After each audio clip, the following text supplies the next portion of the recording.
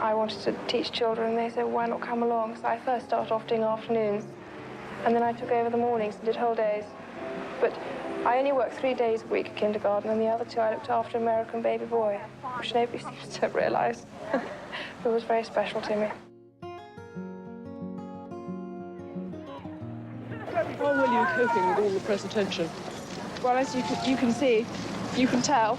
Are you bearing up with it quite well, though? Because it must be quite a strain with all of us after you. Well, it is, naturally. And you're coping with it all right, though? You seem to be doing very well. Well, I'm still around. Is there any possibility of any announcement of your marriage in the near future? Can you tell me? Can you tell me if there's any possibility? But I'm not going to say anything, afraid. Right, but Prince Charles did give us a hint himself. He said we wouldn't have to wait too long. Hey. My years at Westheath were certainly very happy ones indeed. I made many friends who I often see, and in spite of what Miss Rudge and my other teachers may have thought at the time, I did actually learn something. So you would never have known by my O-level results. Can you take us back to when you first met? If you can remember. Can you remember when you first met? Yes, certainly can. It was 1977 that Charles came to stay as a friend of my sister Sarah's for a shoot. We sort of met in a ploughed field. Slightly previous to that, I know. And what did you think then? What was your instant impression, both of you? What did you think about Lady Diana then? Well, I remember thinking what a very jolly and amusing and attractive 16-year-old she was. And having great fun and bouncy and full of life and everything. And I don't know what you thought of me. Pretty amazing. Did it cross either of your minds that in 3 years' time you would be announcing your engagement, thinking of getting married? No. No. Not at all.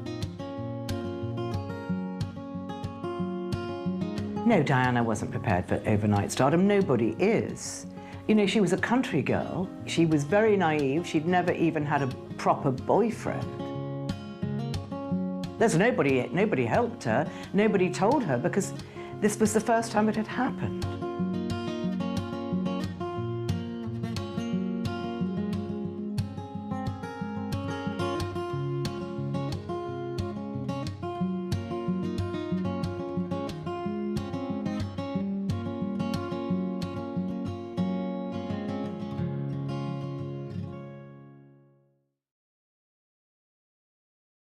The Princess of Wales was a new kind of royal. She carried out her duties with elegance and style, just like other members of the royal family. But there was a difference. She wasn't stuffy, responding to people naturally, and the people took her to their hearts.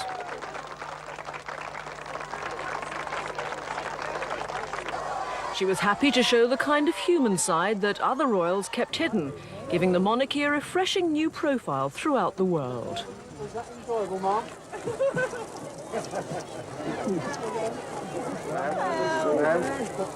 But she could be embarrassed by the royal ordeal. In the early days, she was shy-die to the press, a girl who easily blushed. This proved to endear her to millions as she publicly learnt the protocols of royal life. It appeared that she didn't take long to learn. The endless handshakes during hundreds of walkabouts proved no problem to her. She always looked pleased to meet anyone, and the crowds were delighted to meet her. Before the eyes of the world, it seemed that the romantic schoolgirl had flowered into a serene, self-confident princess. But it was a veneer. In private, the princess was not living the fairy tale, and there were occasions when she let her composure slip. And the princess found it hard to suppress a girlish attack of giggles on seeing her husband in a hard hat. It seemed that Charles was not too amused.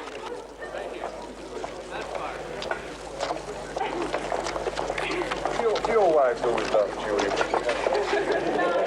when they don't see you. Her larking with the Duchess of York on the ski slopes at Closters also caused much consternation. The Prince of Wales had been educated in maintaining the mystique of monarchy, and such high-spiritedness was anathema to this. It wasn't long after that speculation about the state of the marriage became a popular sport. And in 1992, Andrew Morton published Diana, Her True Story, which exploded onto the world's front pages. The book claimed that the princess was desperately unhappy, a prisoner in a gilded cage, locked in a loveless marriage. Before she married Prince Charles, she was Lady Diana Spencer, an anonymous face in London's Bedsitterland. She was 19 and very shy. She grew up at Park House on the royal estate at Sandringham. Prince Charles's younger brothers, Andrew and Edward, were frequent visitors to her home. She was sent to Riddlesworth Hall, where the girls were taught good manners. Good morning, everyone. Good morning, Mrs. Wood. Good morning, Mr. Winter. Good morning, everyone. Her time there was marked by initial homesickness, and it also became apparent that Diana was not to excel in the classroom, but she enjoyed sport and was good at it. Her next school, too, Westheath in Kent, inspired no academic achievements, although she won prizes for her swimming prowess. And here she developed her love of dancing, learning ballet and tap, but any dreams of a professional career evaporated as she grew taller.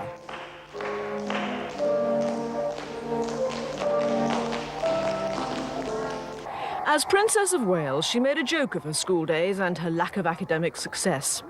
On a visit to Westheath 10 years later to open a new sports hall named after her former headmistress, she recalled past misdemeanours and the price she had to pay.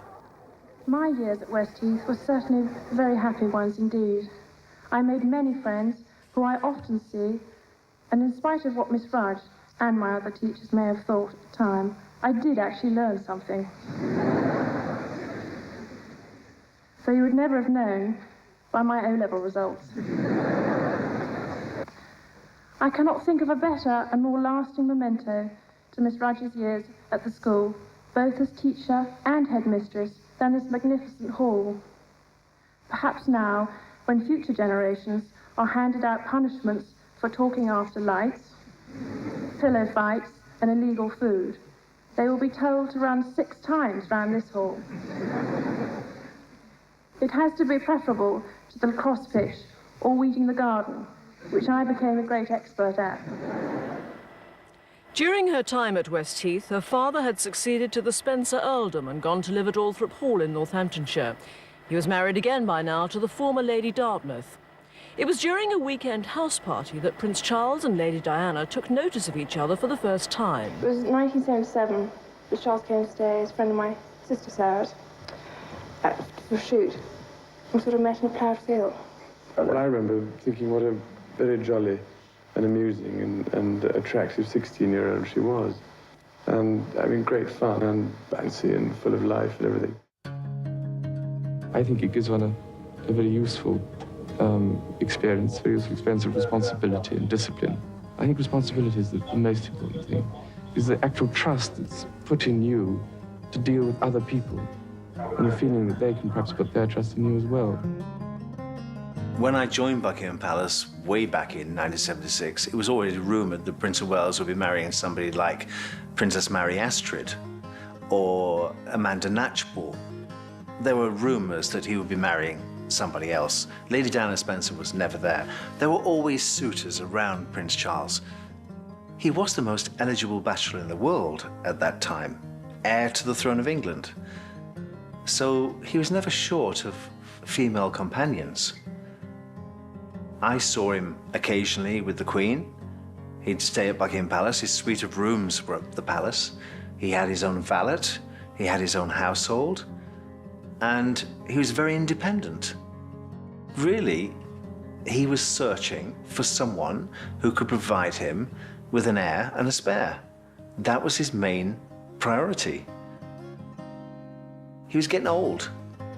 And the Queen had said to him, "Isn't it about time you settled down, Charles? Isn't it about time you made us grandparents?" So his time was right when Lady Diana Spencer came into his vision. Well, Charles and Diana met when Diana was still a teenager. She was very young at the time. In fact, her older sister had been cherry-picked as a potential suitor, for Prince Charles and had in fact dated. Sarah and Charles did date, but it was Diana, who I think was only 17 or 18 at the time, who caught Prince Charles's eye, and he saw this incredibly beautiful, doe-eyed, stunning blonde who caught his eye, and actually he decided that she was the one he wanted to see, not the older sister. Diana was invited to spend a weekend as a companion, really. So not really a date, but just someone to be around Charles who was amusing, at the home of someone called Philippa de Pass. And he'd just broken up with his girlfriend, Anna Wallace, and he'd just been to Lord Mountbatten's funeral. And he, Lord Mountbatten was probably the closest person to him, and Diana said to him, "You look so sad. You look so sad and so alone." And he sort of jumped on her, as it were. That's it, in her. She said she couldn't believe it. I mean, she was so naive and so innocent. And then she was invited on board Britannia for Cowes Week. And then she was invited to Balmoral. So it was, it was a steady but quite fast introduction. In the summer of 1980, the Queen told me that a young girl was coming to stay for the weekend. "Will you meet her at the front door and show her a room?" "Of course, Your Majesty." So I'm standing in the front hallway of Balmoral Castle on the black and white tiles, waiting for this car to arrive. And out of the car comes a shy young girl that nobody knew who she was. She had one little suitcase in the back. Generous. Very generous. A very good friend. Did she watch TV a lot? Did she have any favourite programmes? Oh, God. Crossroads. Did you share that like? Unfortunately, yes. She was working at the time of the press interest in her and Prince Charles. She'd moved on from working as a nanny, and she was working as a school teacher at a school in Pimlico. And she was looking after, very young children, really, not really teaching them, but just looking after them. Is there any possibility of any announcement of your marriage in the near future? Can you tell me? Can you tell me if there's any possibility? But I'm not going to say anything, afraid. Right, but Prince Charles did give us a hint himself. He said we wouldn't have to wait too long. Just as Charles fell immediately in love with Princess Diana, or Lady Diana Spencer as she was at the time, so too did Britain.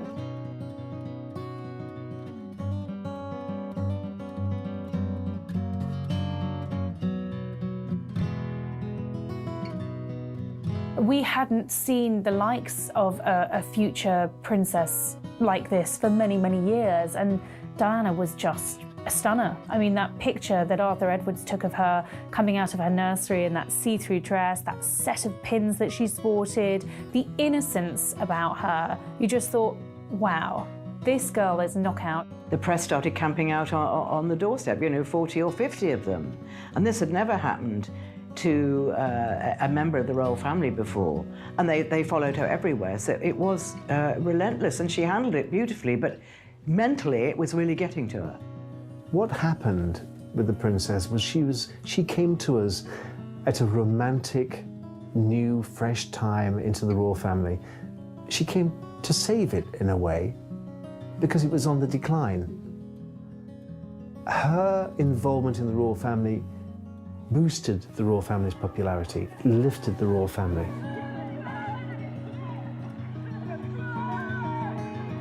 No, Diana wasn't prepared for overnight stardom. Nobody is. No, she was a country girl. She was very naive. She'd never even had a proper boyfriend. So she wasn't remotely prepared for that kind of stardom, and it was frightening. It was really frightening. I mean, she was absolutely sweet, and she chatted to photographers and just carried on her everyday business as best she could, but she wasn't remotely prepared for it. There's nobody helped her, nobody told her, because this was the first time it had happened. How well are you coping with all the press attention? Well, as you can see, you can tell. Are you bearing up with it quite well, though? Because it must be quite a strain with all of us after you. Well, it is, naturally. And you're coping with it all right, though? You seem to be doing very well. Well, I'm still around. Well, when Prince Charles asked Diana to marry him, he said to her, do realise that one day you'll be queen? And Diana says, I knew I wouldn't be queen, but I don't see how she could possibly have known that. In retrospect, she says, I knew I wouldn't be queen, but I don't think it really sank in. She was very naive, and I think she thought, oh, one day I'll be queen, fine. But I think it was really more the pressure of being on such public display that got to her, and I think that's the pressure that gets to every girl that marries into the royal family. But no one had ever experienced this before. Diana was the first one. And I remember the Queen sort of saying, it's just because she's young and new and it'll all calm down. Because it never calmed down, it just got worse. So she was under a lot of pressure. Well, the cracks in their relationship, I think they began to show very quickly. Because Diana didn't understand. After she became engaged to Prince Charles, he never seemed to be around. He was always so busy. And she was moved into Buckingham Palace, and she had her own apartment there, and he was sort of down the corridor. And she was absolutely on her own. I mean, a friend of mine actually was her footman and told me a lot about her at the time. And she was very lonely. She didn't feel she could have her girlfriends there. And I mean, Buckingham Palace is quite a strange place for a teenage girl to be incarcerated, which is really what she was.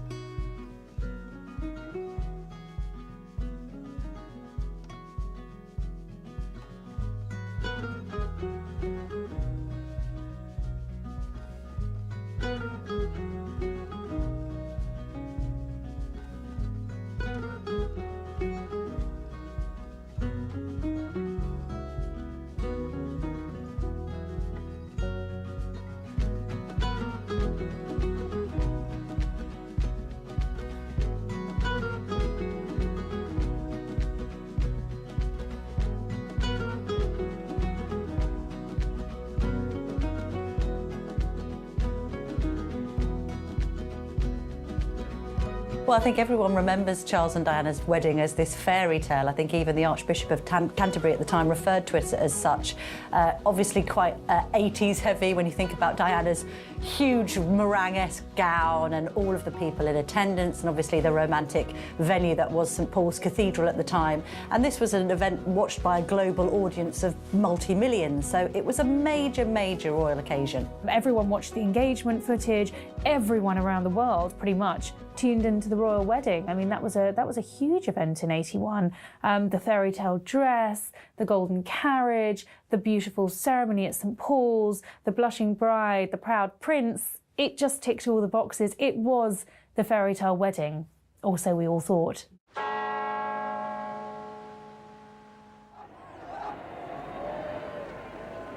Happy and you know, and you really want to show that if you're happy and you know it's happy hands.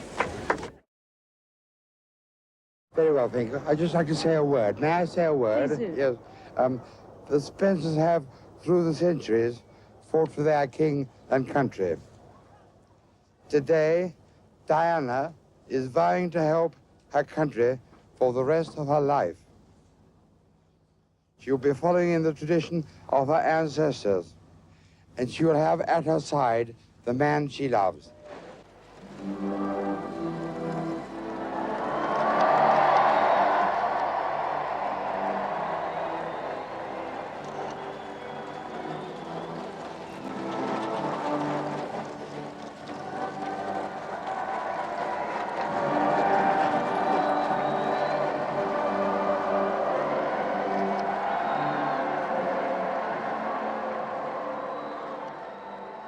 I think Diana had terrible jitters on her wedding day. In fact, the night before, she'd wanted to get out of the whole thing. And she'd had a sort of funny, jokey evening with her sisters. And they said, Dutch, you can't get out of it now, because they used to call her Dutch, short for Duchess. You can't get out of it now, your face is on the tea towels. And that made her laugh. But she'd discovered about Camilla. She discovered that Charles was giving her gifts. And she didn't know the half of it, but she knew that Camilla was a very important person in her fiancé's life. And she says she became obsessed, absolutely obsessed, so that when she was walking down the aisle, she spotted Camilla in the congregation. But she said what sort of helped her at that moment was concentrating on her father, because he'd just had a stroke, and she was really, and he's a very big man, and she was really guiding her father.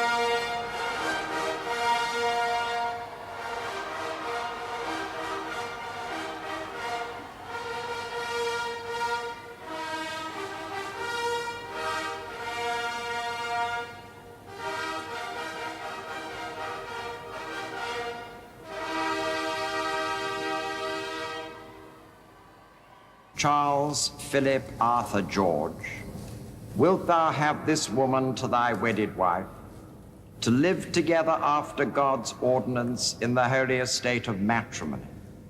Wilt thou love her, comfort her, honor and keep her in sickness and in health, and forsaking all other, keep thee only unto her, so long as ye both shall live? I will. Diana Francis, wilt thou have this man to thy wedded husband, to live together according to God's law in the holy estate of matrimony? Wilt thou love him, comfort him, honor and keep him in sickness and in health, and forsaking all other, keep thee only unto him, so long as ye both shall live? I will. Bless, O Lord, this ring, and grant that he who gives it and she who shall wear it may remain faithful to each other and abide in thy peace and favor, and live together in love until their lives end. Through Jesus Christ our Lord. Amen.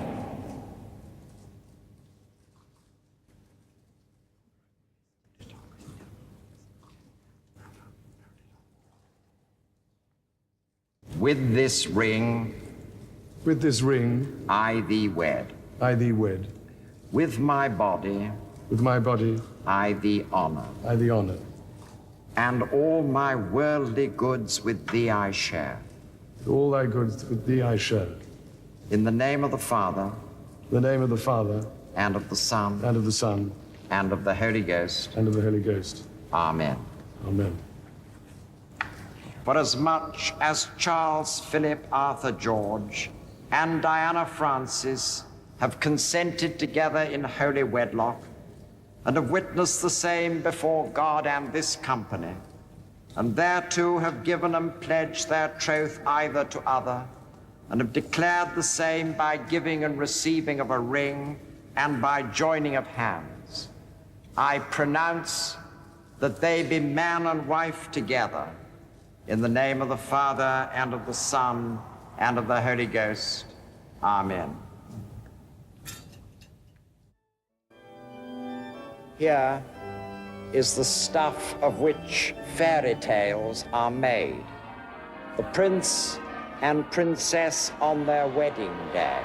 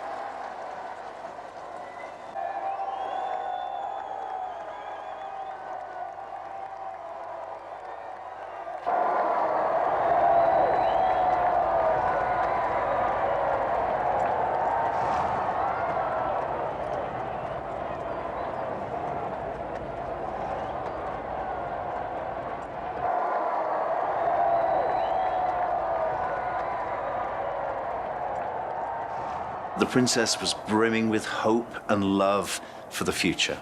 She fell in love with her prince. And there they were, a golden couple. I remember the wedding of Prince Charles and Lady Diana Spencer very well because I was at Buckingham Palace. I was working for the Queen, and the Queen said to me, "You can watch it on my telly. So take the corgis for a walk in the garden and then watch the telly and you'll know when we're coming back." I was responsible for the top table, which was the bride's table, the bride and groom, and of course the Queen and Prince Philip, and the bridesmaids. So I was waiting for the bride to come back. She'd appeared on the balcony of Buckingham Palace. And then, at the end of a very long red carpeted corridor, I noticed this ball of white racing towards me. And I realized it was Princess Diana. She'd rolled her train up into a ball, tucked it under her arm. She had her slippers in one hand, and she was racing down this corridor, lined with windows. And the diamonds of the Spencer family tiara were glinting in the sunshine. And she was racing towards me. Just me and her in one corridor. She was like a galleon in full sail.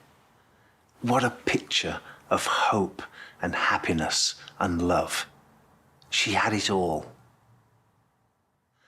And that day, I waited the wedding breakfast in the ball supper room, served the Queen and the bride refused everything. She didn't eat a morsel. And she said to me later, "I couldn't eat a thing, Paul. My stomach was in knots." I was just totally wound up by the day, by the excitement, by the spectacle. She says, "But you know, the most wonderful thing was walking down the aisle of St. Paul's Cathedral with my father." She says, "But did you ever look at the footage of that?" I said, "I've seen it many times." She says, "Next time you look at it, watch me." She says, "Can't you see me looking from side to side? Can you see me doing that? Do you know what I'm doing? I'm looking for her. I'm looking for Camilla." And she was there. Princess Diana, like the rest of the world, was caught up in the fairy tale that was her own royal relationship, and she was willing it to work, as was everyone else. Actually, the reality behind Palace Gates is that pretty quickly it had started falling apart.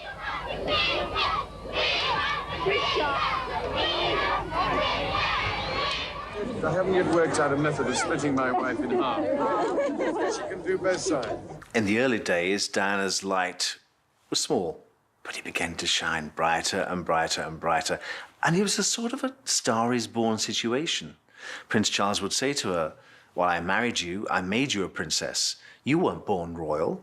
This is a man who's been born to be king. This is a man who's been treated from the very beginning as a god. Suddenly being eclipsed by this woman, he wasn't very happy." He'd also courted her older sister, of course. Sarah had been a suitor, and on Diana's wedding day, her sister, Sarah, turned to her and said, I thought all this was going to be mine one day, and now it's yours. There was sibling rivalry in the Spencer household. Diana wasn't meant to achieve. The fact that Diana became Princess of Wales, probably future Queen of England, was beyond the Spencer family to comprehend. It wasn't for her to achieve. The brother should have achieved. It's his estate, not Diana's. So there was always some jealousy coming from the Spencers. Madam, how are you enjoying married life? Highly recommend. How do you like Balmoral as a place? Lovely. Yeah. Have you cooked a breakfast yet? I don't eat breakfast.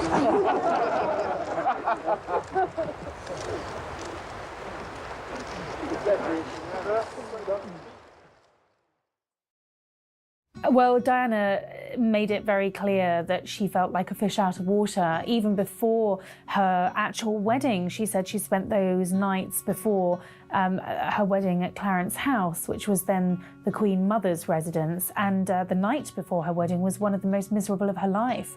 She recalls how she felt completely isolated, you know, the images of the princess trapped in the tower. Well, I think now when we reflect on it and after we've seen interviews that Diana gave subsequently, we know that she was extremely ill-prepared for married life into the royal family, and she felt enormous pressure from day one. Even when they were discussing the engagement and the wedding plans, I think the pressure started to build on her. The media scrutiny of Lady Di, as she was then, I think, played foremost on her mind. She didn't know how she needed to behave. And when she actually entered married life, she found it a very lonely experience. Charles was off enjoying his country pursuits, and she felt that she was left rather in a world she didn't recognise, a modern woman in quite an old school environment of Buckingham Palace, essentially feeling like a spare part. I think she felt isolated, and I don't think that the palace were prepared for someone who perhaps didn't have that royal training to marry into the royal family and to become a future queen. She was the Princess of Wales. She became famous overnight, and she didn't really have the tools to equip her for such immediate stardom. If you look at how the palace helped integrate Kate Middleton, as she was then, into the royal family over that decade-long courtship, Kate was trained to deal with the paparazzi. She was trained not to speak to the press. You know, she had a lot of hand-holding, and she had an incredible mentor in William. I don't think Charles gave Diana the guidance that she needed, and I certainly don't think the courtiers at the palace did. She was really left to sink or swim. Living and working with the Queen was far more easy than living with Diana. With the Queen, we always knew that her life ran with routines and protocols and timetables. We knew that breakfast would be 9 o'clock, lunch would be 1 o'clock, tea would be 5 o'clock, and dinner would be 8:15. It was the same every day. It's Groundhog Day at Buckingham Palace. Buckingham Palace is a very large house, has over 200 members of staff, and a hierarchy below stairs that you wouldn't believe, with titles that go way back into the 1600s. So you have fendersmiths, you have women of the bedchamber, you have pages of the presence, and you have pages of the back stairs. You have footmen, you have yeomen of the glass pantry and yeomen of the silver pantry. So all these titles, and people know what they're doing. They all have a specific job. I knew what I was doing at Buckingham Palace. From first thing in the morning till last thing at night, it runs like clockwork. It's never been changed. If Queen Victoria went back to Buckingham Palace tomorrow, she wouldn't be surprised by anything. It's exactly the same. Nothing changes at Buckingham Palace. Everything runs smoothly. With Diana, anything could happen. No routine, no timetables, nothing. We might skip lunch, we might be shopping, we could be doing anything during the day. So life was more exciting with Diana. But the difference between the two worlds was I always knew where I was with the Queen. I always knew where the line was in the sand. I knew when not to cross that line, and I knew to stay and bow. I was a servant, but also a friend and confidant to the Queen, but in a different way. With Diana, it was have a cup of tea with me, have a cup of coffee. Don't just stand there. I used to stand every morning waiting for the princess to come through from her dressing room. And every morning, standing there with half a grapefruit and a cup of black coffee, I'd bow and say, "Good morning, Your Royal Highness." "For goodness sake," she'd say, "when are you going to stop doing that? It's just me and you in the room. Sit down, have a cup of coffee with me and tell me what's been going on." That was her world.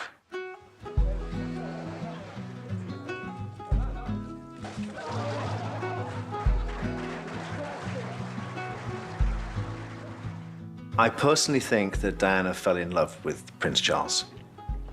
It's obvious to me that she was a young, naive girl and she fell in love with the prince.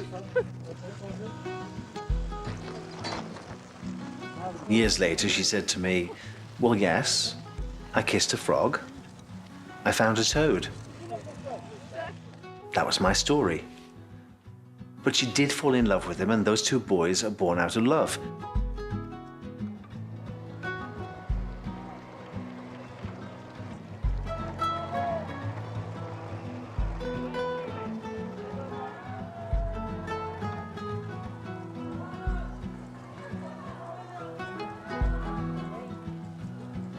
I saw correspondence between them. I saw correspondence from the princess to the queen, which said how happy she was and how she loved to be a wife and how much she would support Charles in his future career. They were her views, but times changed. Within 1 year, she had William, and then Harry came along. And so the first 5 years of the princess's marriage, she felt that she could make it work. I think there is this image that Princess Diana created, that she felt that she was completely isolated from the rest of royal life, possibly by her age. She was a young 20-something, surrounded by who she described as men in grey suits, you know, the powers that be at the palace. There's an image she created of herself sort of walking around the palace corridors with a Walkman on, sort of rather detached from the rest of the scene. So I think she felt she was thrown into the deep end, wasn't given much coaching. It's not like, say, for instance, William and Kate, where they lived together for a decade before she becomes a royal wife. She barely really knew Charles, if you reflect on it. They'd only met, you know, a dozen or so times. So actually, it was straight in at the heavy wedge of it from the very beginning. Good luck, and I hope everything goes well, and how lucky you are to be engaged to such a lovely lady. And my goodness, I was lucky enough to marry her. And we had many, many messages.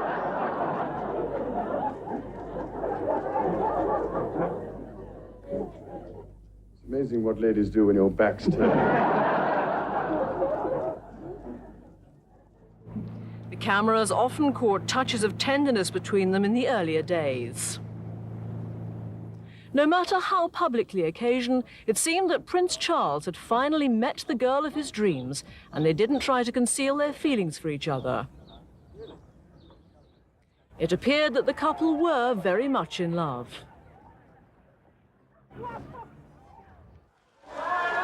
In September 1984, their second child was born, Prince Harry. In the 2 years since William had come into the world, Princess Diana had matured. She was now relaxed and confident, both as a princess and as a mother.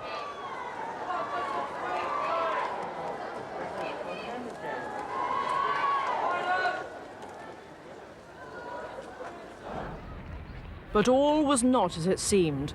It's since been revealed that the princess was suffering from an eating disorder, bulimia nervosa, a complaint caused by stress. The public glimpsed that something was wrong when she fainted during a visit to an exhibition in Canada. The prince made light of her predicament.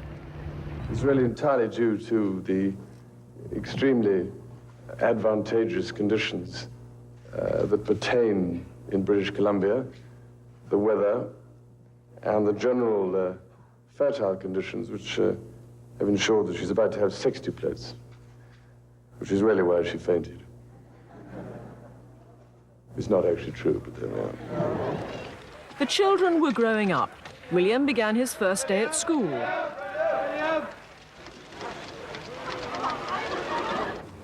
The children didn't always behave in a royal way. This was Harry. It was soon Prince Harry's first day at kindergarten too, and as well as his parents, William was there to give his brother support. The royal wave still needed development. The Princess was carrying out more and more official engagements on her own. Her interests were with the very young and the very old, and those in hospitals and hospices. Sometimes she was called upon to try out equipment herself. This machine tests lung performance. She became more involved with the serious aspects of royal patronage, willing to visit the less fortunate and give them encouragement. She was patron of Turning Point, an organisation that helps the mentally handicapped, as well as people recovering from drug or alcohol addiction.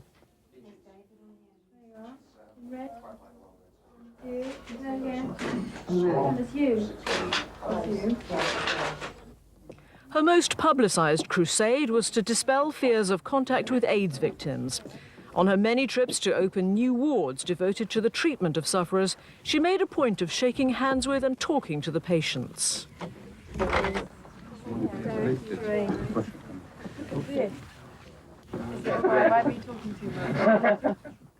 Drug abuse was another of her concerns. She wanted to be involved in the fight against it and spoke of the problem in Newcastle. We have a battle on our hands. It has to be waged on two major fronts: prevention and cure. As far as prevention is concerned, parents and teachers are in the front line. As a parent myself, I'm only too aware of the responsibility this implies in terms of the kind of upbringing best suited to encourage the child to say no. She also showed great concern for the deaf. Her attentiveness at this school was not an act. She could both understand and communicate in signing language, another indication of the seriousness she applied to her role.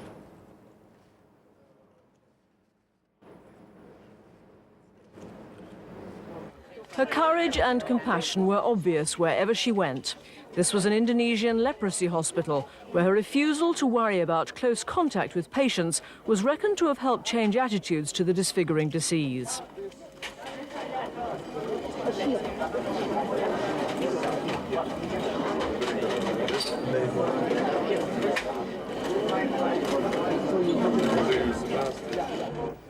She also boosted the morale of the soldiers serving in Northern Ireland. She went to Londonderry to visit the Royal Hampshire Regiment, one of the regiments of which she was Colonel-in-Chief. Even in full combat gear, the Princess managed to look glamorous, providing a welcome relief for the men used to the daily dangers of serving in the troubled province. Although an obvious target herself, the Princess seemed to shrug off any fears.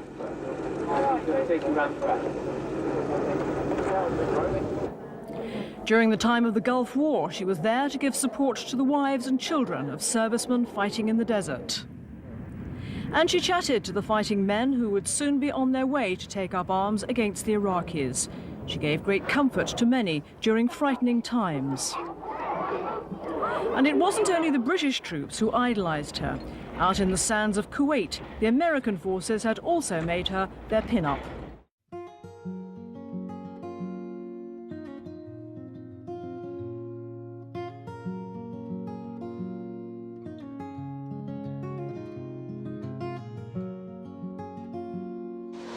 Is there any possibility of any announcement of your marriage in the near future? Can you tell me? Can you tell me if there's any possibility? But I'm not going to say anything, please. Right, but Prince Charles did give us a hint himself. He said we wouldn't have to wait too long. How well are you coping with all the press attention? Well, as you can see, you can tell. Are you bearing up with it quite well, though? Because it must be quite a strain with all of us now. Well, it is, naturally. And you're coping with it all right, though? You seem to be doing very well. Well, I'm still around.